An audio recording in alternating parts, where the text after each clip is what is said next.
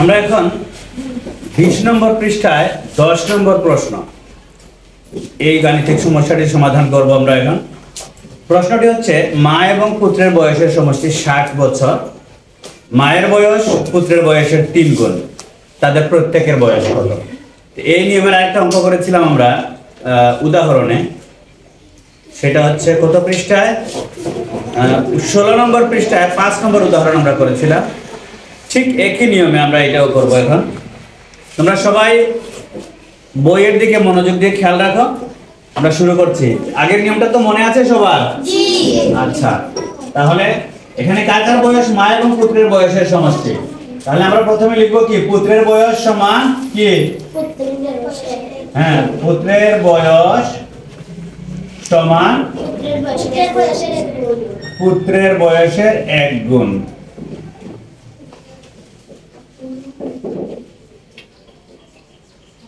আচ্ছা, আর মায়ের বয়স সমান পুত্রের বয়সের 3 গুণ। এই তো মনে আছে সবার? ঠিক আছে, এবার আমরা যোগ করব। পুত্র এবং মায়ের বয়সের সমষ্টি হলো মা এবং পুত্রের বয়সের সমষ্টি। মা এবং পুত্রের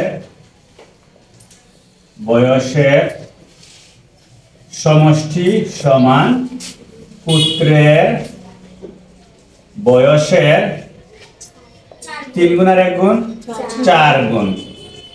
এই হচ্ছে তাদের দুইজনের বয়সের সমষ্টি। আবার প্রশ্নের মধ্যে লেখা আছে মা এবং পুত্রের বয়সের সমষ্টি সমান 60 বছর। আমরা এখানে পেয়েছি পুত্রের বয়সের 4 গুণ, আর বইয়ে লেখা আছে 60 বছর। তার মানে এই পুত্রের বয়সের 4 গুণ মানে 60 বছর। ঠিক আছে না? তাহলে আমরা লিখব পুত্রের বয়সের 4 গুণ সমান 60 বছর।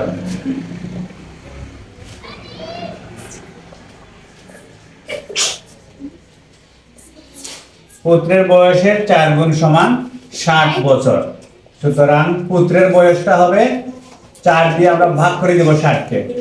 পুত্রের বয়স সমান 60 ভাগ 4। আচ্ছা, 60 কে আমরা 4 দিয়ে ভাগ দিলে কি হয় ভাগফল দেখি তো। এখানে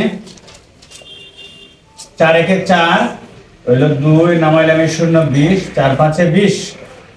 তাহলে পুত্রের বয়স পেলাম আমরা 15 বছর। আচ্ছা, তাহলে মায়ের বয়সটা কিরকম বের করব? মায়ের বয়স কি ছিল? পুত্রের বয়সের 3 গুণ। তাহলে পুত্রের বয়স যত পেয়েছি তাকে আমরা 3 দিয়ে গুণ দিলেই মায়ের বয়সটা পেয়ে যাব।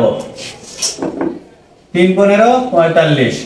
তাহলে আমরা পেয়ে গেলাম পুত্রের বয়স 15 বছর আর মায়ের বয়স 45 বছর।